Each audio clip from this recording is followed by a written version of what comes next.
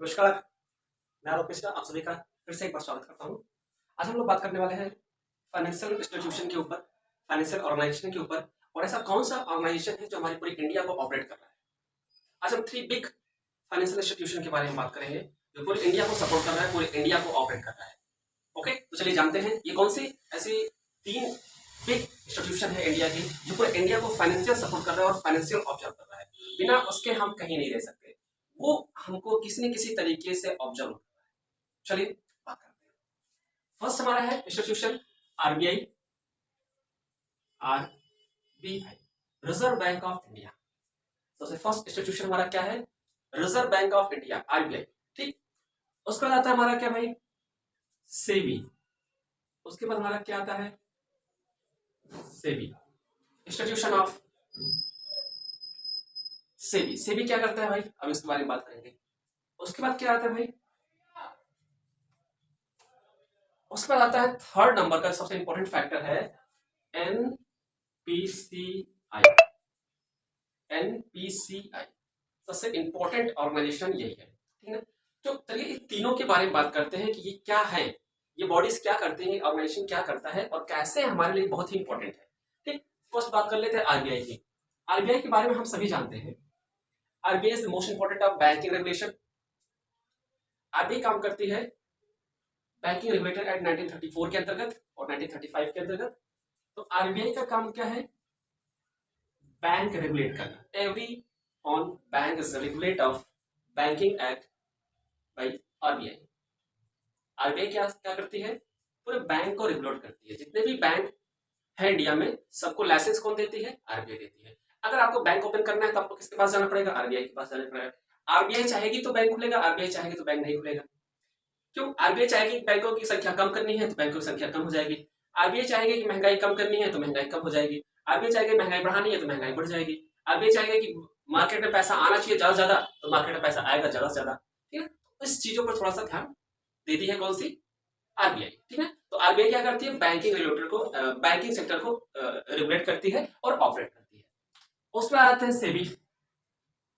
सेबी क्या करती है भाई?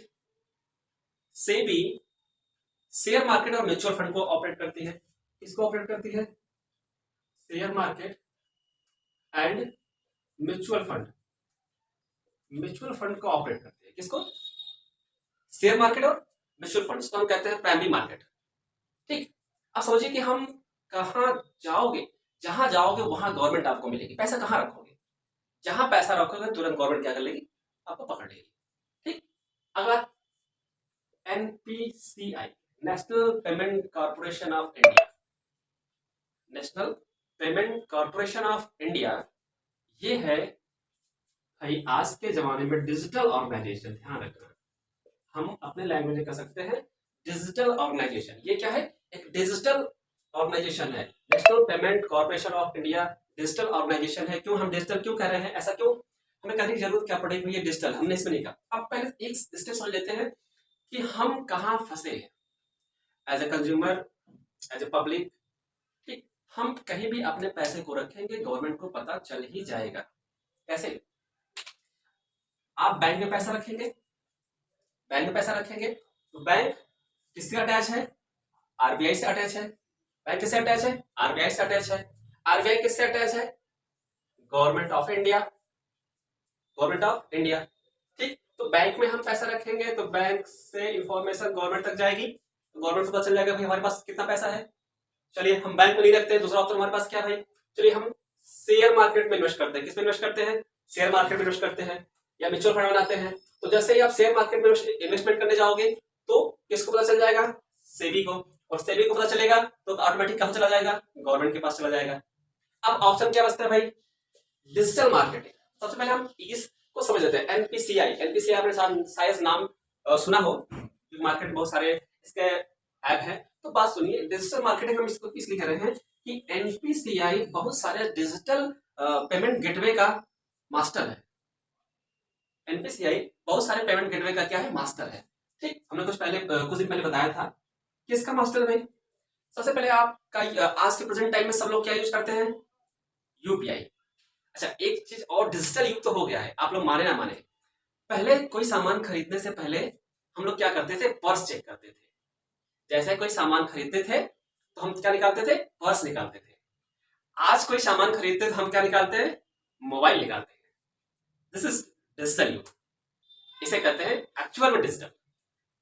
एक एग्जांपल लीजिए, जैसे हम बहुत सारे लोगों को देखते हैं, हम खुद बहुत सारे, क्या खुद, जब से यूपीआई, पेटीएम, गूगल पे ये सारी चीजें आई हैं, तब से जेब में पैसा नहीं रहता। पैसा कहाँ रहता है? अच्छा, अच्छा इसका यूज तो है, बट ऐसे दोस्तों के लिए थोड़ा सा प्रॉब्लम हो गया है जो समोसा खाने के बाद ये कहते थे भाई पर्स भूल गया घर। तो ऐसे दोस्तों के लिए थोड़ा सा प्रॉब्लम हो गया। क्यों? क्योंकि यार अकाउंट लेके घूम रहे हो, अकाउंट। पहले पर्स लेके घूमते थे, अभी साथ में क्या लेके घूम रहे हैं, अकाउंट लेके घूम रहे हैं।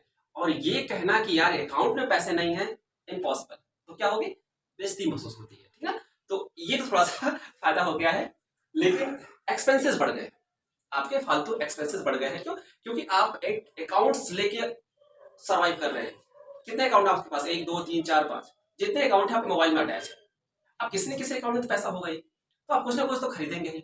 आप सोचिए कि अकाउंट्स ही लेके चल रहे हो आप पूरा, तो खर्चा तो होना ही है, ठीक है। बट हम बात करते हैं एनपीसीआई के ऊपर। एनपीसीआई हमें क्या क्या गेटवे प्रोवाइड करती है? तो एनपीसीआई हमको सबसे फर्स्ट प्रोवाइड करती है यूपीआई।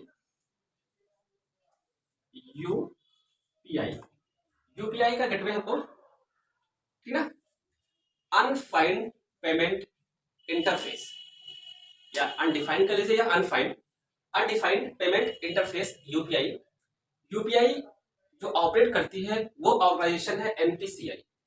जो यूपीआई को ऑपरेट करती है वो ऑर्गेनाइजेशन का नाम क्या है, एनपीसीआई, ठीक है। यूपीआई के बाद भी हम लोग ऑपरेट करते हैं क्या भाई, आईएमपीएस। आईएमपीएस को भी ऑपरेट करती है एनपीसीआई, ठीक। ये इसका प्रोडक्ट है। एनपीसीआई एक ऑर्गेनाइजेशन है, और एनपीसीआई के ये सारे क्या है, प्रोडक्ट है जो मार्केट में सेल हो रहे हैं, ठीक। आईएमपीएस, उसके बाद इनैच, ऑटो क्लियरेंस जो होता है, ठीक, ऑटो क्लियरेंस होता है ना, इनैच। इनैच भी क्या है, एनपीसीआई का प्रोडक्ट है। जितने भी हम डिजिटल वे में यूज करते हैं, डिजिटल ट्रांजैक्शन यूज करते हैं, वो सारे डिजिटल ट्रांजैक्शन किसके प्रोडक्ट है, एनपीसीआई के। इवन अब जो आधार पेमेंट बैंक होता है, आधार से निकालते हैं आप, वो भी कौन ऑपरेट करता है, एनपीसीआई ऑपरेट करती है, ठीक। एनपीसीआई ही ऑपरेट करती है, ठीक। तो अब समझिए किस तरीके से ये 3 इंपॉर्टेंट फैक्टर है। आरबीआई पूरे बैंक को ऑपरेट करती है, सेबी पूरे शेयर मार्केट म्यूचुअल फंड को ऑपरेट करती है, एनपीसीआई पूरे डिजिटल पेमेंट गेटवे को ऑपरेट करती है।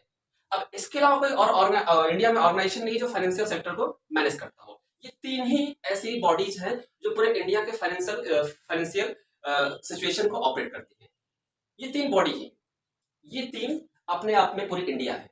समझिए इस तरीके से ये 3 सिचुएशन, ये 3 ऑर्गेनाइजेशन अपने आप में क्या है, पूरी इंडिया है, और ये ऑपरेट करता गवर्नमेंट ऑफ इंडिया, ठीक। तो एनपीसीआई के सारे प्रोडक्ट हैं। ये एनपीसीआई का आपने नाम बहुत कम सुना होगा। जब भी आप रुपए एक आता है पेमेंट गेटवे है, ये भी यही बनाती है, रुपए, ठीक। फास्ट ट्रैक आप गाड़ियों में इस समय यूज कर रहे हो, फास्ट ट्रैक भी एनपीसीआई का प्रोडक्ट है। फास्ट ट्रैक भी क्या है, एनपीसीआई का प्रोडक्ट है। तो जितने भी डिजिटल गेटवे चल रहे हैं, पेमेंट गेटवे, वो सब एनपीसीआई ऑपरेट करती है। क्लियर? एक चीज समझ लीजिए, जितने भी डिजिटल गेटवे आपके पास है वो ऑपरेट करती है एनपीसीआई। क्लियर? एनपीसीआई के सारे ही प्रोडक्ट है, आप कभी भी देखोगे तो पीछे एनपीसीआई लिख के ही आता है, ठीक। जैसे आपने ऐड देखा होगा पार्ले जी का, पार्ले जी जितने भी बिस्किट के प्रोडक्ट है लगभग पार्ले जी ही बनाता है, और कोई कंपनी मार्केट में नहीं है। बट कस्टमर ये नहीं जानता कि ये पार्ले जी का प्रोडक्ट है। हम जितने भी क्रीम बिस्किट खरीदते हैं, जितने भी बिस्किट खरीदते हैं, वो सारे बिस्किट पार्ले जी ही बनाता है, बट हम ये नहीं जानते कि ये पार्ले कंपनी का है। तो कुछ दिन बीच में पार्ले कंपनी को ऐड चलाना पड़ गया कि ये भी पार्ले का प्रोडक्ट है। ऐड चलाना पड़ गया, बताना पड़ गया भाई ये मेरा ही प्रोडक्ट है, ठीक। तो इस तरीके से एनपीसीआई को भी बताना पड़ गया कि ये सारे हमारे ही वंशज हैं, हमारे ही लोग हैं जो हम मार्केट में छोड़ रखे हैं। तो ये ऑपरेट कौन करता है, एनपीसीआई। चलिए ये हो गया हमारा financial institution. Okay, financial institution के बाद अगर हम बढ़े, अब अगर हम फाइनेंशियल की बात कर ही लिए, ठीक, तो समझिए आरबीआई की बात करते हैं। तो सबसे फर्स्ट अगर किसी का नाम आता है हमारे पास, तो किसका नाम आता है भाई? आरबीआई का। किसका नाम आता है? आरबीआई। हम लोग किसको जानते हैं सिंपल में? एक सिंपल पर्सन होने के एवज में हम सिर्फ बैंक को जानते हैं। किसको जानते हैं? बैंक को जानते हैं। ठीक। बैंक किससे रिलेट होती है? आरबीआई से रिलेट होती है। अब थोड़ा सा हम लोग मॉडर्न हुए, थोड़ा सा हमने नॉलेज गेन किया, हम कहां तक पहुंच गए? सेबी तक पहुंच गए। क्योंकि हम शेयर मार्केट थोड़ा सा क्या हो गया है, ओपन इंटरफेस हो गया है। शेयर मार्केट अब ओपन इंटर मार्केट हो गया है, क्योंकि सेबी ने बहुत सारी कंपनियों को, प्राइवेट कंपनियों को लाइसेंस दे दिया ब्रोकरेज। समझिए, सेबी है। अब हम शेयर मार्केट बहुत तरीके से जानने लगे हैं, पहले नहीं जानते थे। क्यों? पहले शेयर मार्केट में ब्रोकर होते थे, तो ब्रोकर ऑफलाइन ही इन्वेस्ट करवा सकते थे अपने इन्वेस्टर से, अपने क्लाइंट से ऑफलाइन ही इन्वेस्ट करवा सकते थे। ठीक। अब क्या कर दिया सेबी ने कि बड़ी बड़ी कंपनियों को ब्रोकरेज दे दिया, कि आपको ब्रोकर बना दिया कि आप ऑनलाइन अपने एप्लीकेशन के माध्यम से इन्वेस्टमेंट करवा सकते हो। तो वो क्या हो गया, अब इसी वे में लोगों के पास पहुंचने लगा, पब्लिक के पास पहुंचने लगा। तो जिससे क्या हो गया, अवेयरनेस बढ़ गया, जानकारियां बढ़ गई। अवेयरनेस बढ़ने से क्या हो गया कि हम स्टॉक मार्केट और म्यूचुअल फंड के बारे में अधिक जानने लगे और उसमें थोड़ा बहुत इन्वेस्ट करने लगे। तो इसलिए अब हम सेबी को भी जानने लगे। ठीक। नहीं तो जब सहारा का कांड हुआ था तो लोग सेबी को जानना स्टार्ट किए थे। सेबी को लोग जानने तब स्टार्ट किए जब सहारा का कांड हुआ।